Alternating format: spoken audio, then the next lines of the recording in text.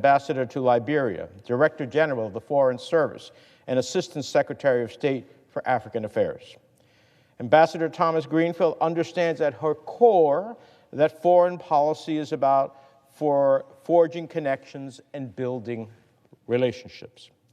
So I have no doubt that what she calls her personal brand of gumbo diplomacy, which emphasizes connecting with others to solve problems, will be of tremendous service to the United States at an institution like the United Nations, where personal relationships matter a great deal.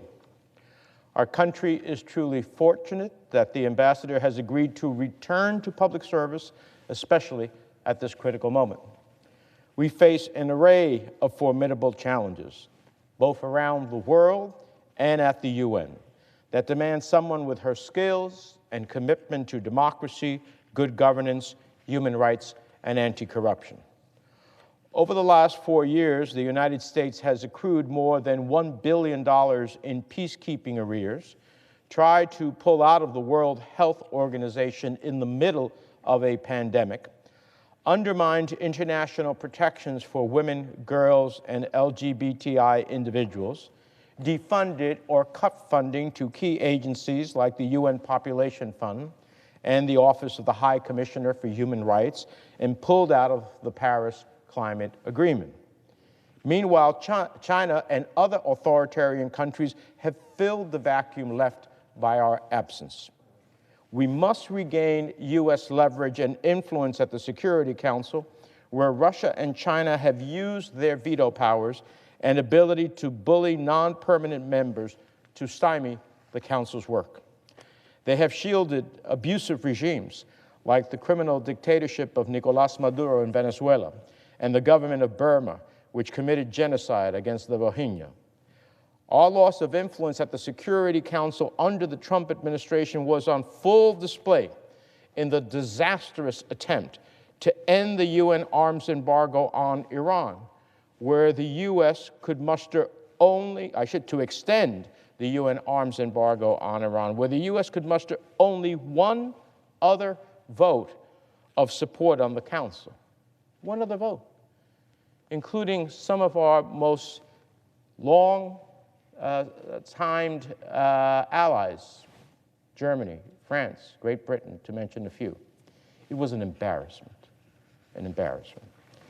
Meanwhile, China has increased its role in activities at the United Nations and in other international organizations, and has worked to pervert and distort the core values that make the UN's work so important, especially the UN's long-held commitment to human rights. Ambassador Thomas-Greenfield has a long history of expressed opposition to China's use of debt trap tactics and its increasingly malign presence in world governance bodies. She has spoken plainly about China's authoritarian ambitions, its open hostility to universal human rights and democratic values, and has committed to confronting them every step of the way at the United Nations. What the United States desperately needs right now at the UN is renewal and re-engagement with key alliances and institutions. Ambassador Thomas-Greenfield has the expertise, the strength, and the character to deliver on these priorities, to stand up for the challenges that we face from China, to regain U.S. leverage and influence in the Security Council, to re-engage our allies and hold Iran accountable, and to stand firm when Israel is subject to bias attacks. Ambassador Thomas-Greenfield has my full support, and I urge my colleagues to support the nomination. With that, I observe the absence of a quorum. Oh. We'll call the roll. With that, we yield back all time. Ms. Baldwin. Call be vitiated. Without objection. And I ask that the vote be held immediately. Without objection. The clerk will report the motion to invoke cloture. Cloture motion. We, the undersigned senators, in accordance with the provisions of Rule 22 of the Standing Rules of the Senate, hereby move to bring to a close the debate